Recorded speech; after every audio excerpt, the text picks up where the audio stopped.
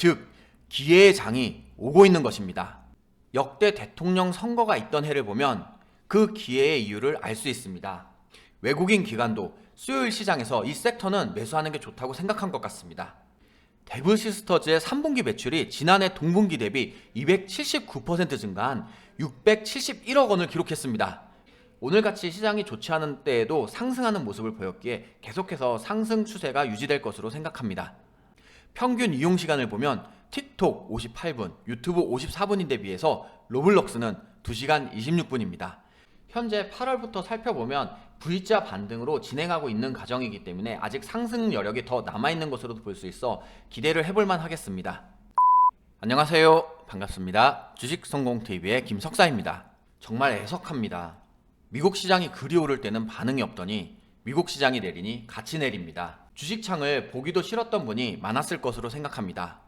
더욱 우리를 화나게 하는 건 그동안 미국 시장이 오를 때는 디커플링으로 우리 시장 반응이 없었습니다. 그런데 귀신같이 미국 3대 시장이 떨어지니 그 여파로 우리 시장도 내려갔습니다. 정말 너무한다는 생각이 듭니다. 우리나라 국내 중시지만 국내 투자자들을 위한 증시가 맞나 싶을 정도로 우리를 힘들게 합니다. 하지만 그렇다고 수요일의 하락장이 아픈 정도는 아닙니다. 왜 그럴까요? 그동안 여러 번 강조했습니다. 하락세가 점점 강해지고 있다. 대비해야 한다. 짧게 보고 대응하자 라고 여러 번 강조했습니다. 다만 마음의 준비는 하고 있었지만 현실이 되니 조금 짜증나는 정도입니다. 만약 이렇게 강조했는데도 이해가 어려웠다면 지금 바로 구독을 누르고 앞으로라도 잘 따라오길 바랍니다. 앞으로 주식시장은 흔들릴 텐데 어지러울 수 있습니다. 이리저리 흔들리다 배우는 것도 없이 투자금을 잃지 마시고 수익 내는 투자자가 되길 바랍니다. 다시 차트를 보면 이제 올해 2차 지지라인으로 내려가고 있습니다.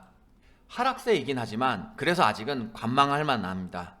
2차 지지라인을 딛고 반등하는 가능성도 없지는 않습니다. 물론 2차 지지라인을 뚫고 하락하는 경우도 있을 수 있습니다. 현재는 상승과 하락을 주도적으로 이끌 만한 이슈가 부족한 편이기 때문입니다. 그러나 개인적으로는 5년마다 열리는 빅 이벤트 대선을 기대하고 있습니다. 지금 보시는 차트는 코스피 월봉 차트입니다. 역대 대통령 선거가 있던 해를 보면 그 기회의 이유를 알 수 있습니다. 대통령 선거가 있었던 2017년을 보면 코스피가 상승하는 모습을 확인할 수 있습니다. 그 전인 17대 대통령 선거가 있었던 2007년을 봐도 다시 한번 상승했던 모습을 볼 수 있습니다. 즉 기회의 장이 오고 있는 것입니다. 여러분들이 실력을 키워야 하는 이유이기도 합니다. 하루 이틀 주식하고 그만둘 것도 아니고 여러분들은 주식으로 성공해야 할 분들입니다.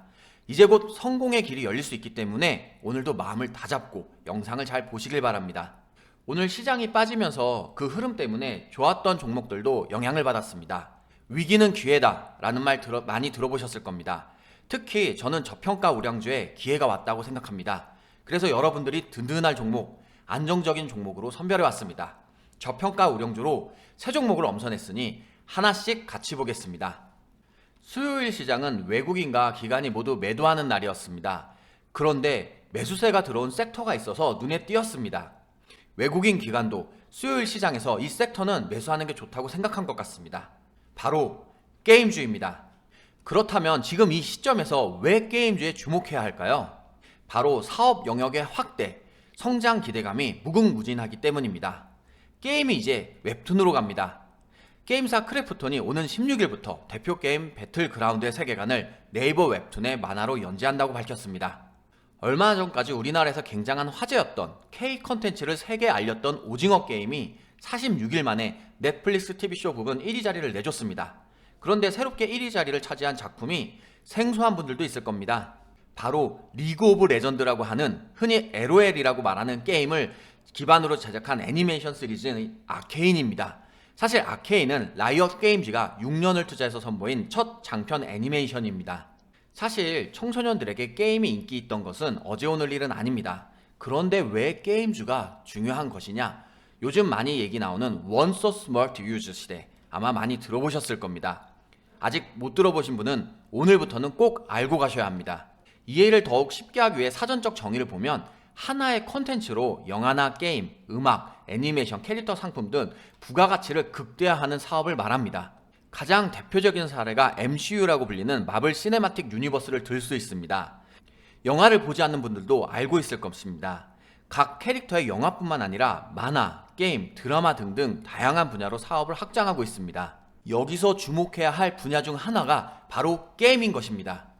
메타버스라고도 불릴 수 있는 메타버스의 대표주자인 로블록스는 전 세계 청소년들이 푹 빠져있는 게임입니다.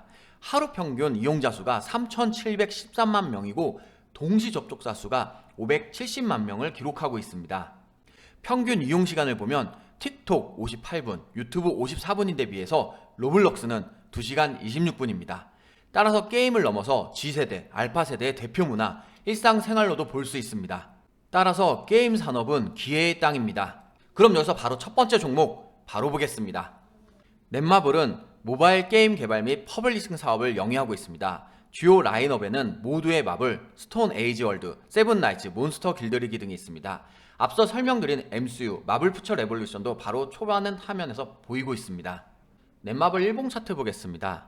차트를 보면 박스권으로 횡보한 모습을 알 수 있습니다. 올해 이렇게 횡보를 했는데 8월 달에 박스권 상단뿐만 아니라 시장이 빠지면서 같이 빠진 것을 확인할 수 있습니다. 그런데 10월에 저점을 딛고 반등하여 다시 한번 상승하는 모습을 보여주고 있습니다.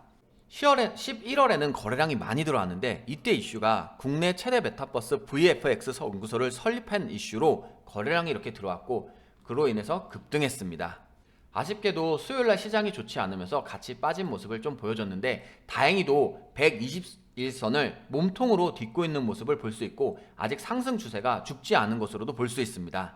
앞선 고점 라인을 화요일날 몸통으로 돌파한 모습을 보여주고 있고 이제 곧 실적이 발표됩니다. 실적 여하에 따라서 그 위 고점까지도 올라갈 수 있겠지만 매물대가 단기 저항 라인으로 작용할 수 있다는 점은 주의가 필요하겠습니다.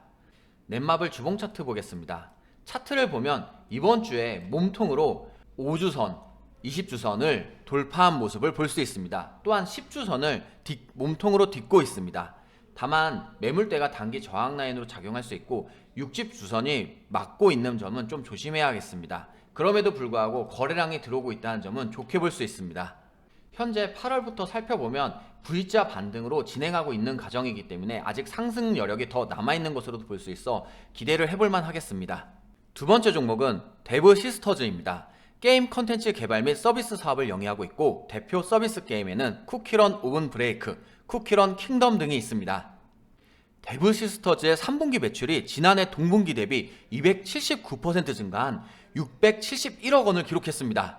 국내외 시장에서 대대적인 흥행을 기록한 쿠키런 킹덤과 5년 넘게 꾸준히 인기 있던 쿠키런 오븐 브레이크의 영향입니다. 해외 시장을 중심으로 매출도 성장하고 있는데 4분기부터 반영될 전망이기 때문에 더욱 기대해 볼 만합니다. 데브 시스터즈 일봉 차트 보겠습니다. 차트를 보면 8월 중순부터 계속해서 엄청난 상승을 보인 모습을 알 수 있습니다. 거래량도 굉장히 많이 들어왔는데 이때 이슈가 쿠키런 킹덤이 일본에서 흥행을 하고 있고 앱스토어 게임 순위에서 1위도 등극했기 때문입니다. 이렇게 10월에 고점을 찍고 하락한 모습을 보이긴 했지만 11월 들어서 다시 한번 저점을 다지면서 반등하여 상승하는 모습을 보여주고 있습니다. 현재 이동평균선들이 점점 가운데로 모이고 있고 이동평균선 및 매물대가 캔들 밑에 자리하고 있습니다. 또한 3거래일, 정확하게는 4거래일 연속 상승하고 있는 모습이고 거래량도 이 거래일 연속 들어오고 있습니다. 오늘같이 시장이 좋지 않은 때에도 상승하는 모습을 보였기에 계속해서 상승 추세가 유지될 것으로 생각합니다.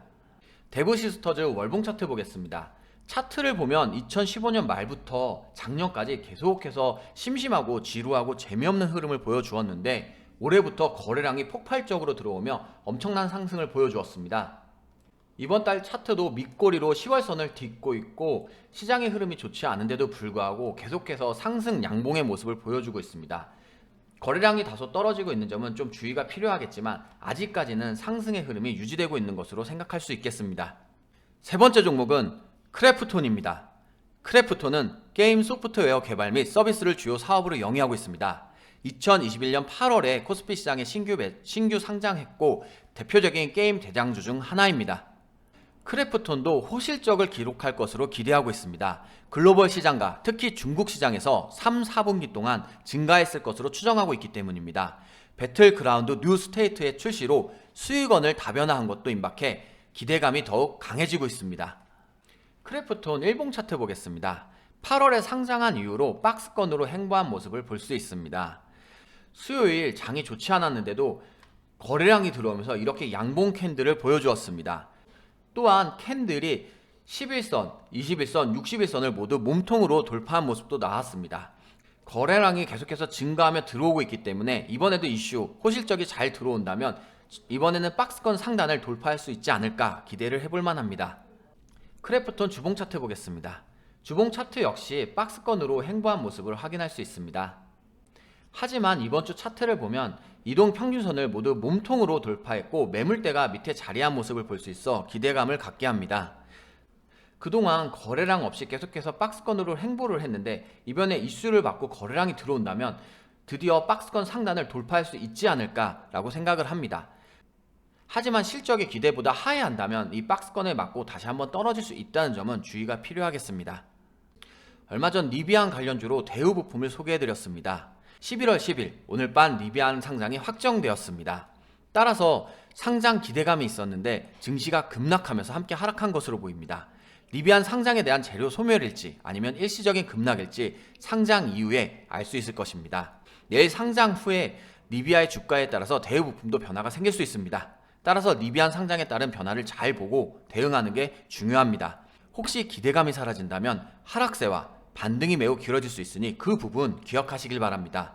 증시가 어려우니 길게 보지 마시고 짧게 보는 게 좋다고 생각합니다. 힘든 하루 잘 이겨내셨습니다. 내일은 기술적 반등이라도 좋으니 상승장이 나오길 바랍니다. 그 상승장으로 여러분들이 다시 한번 좋은 성과를 경험했었으면 좋겠고 앞으로 자주자주 좋은 성과, 좋은 결과를 보셨으면 좋겠습니다. 오늘 하루도 수고 많았습니다. 고맙습니다.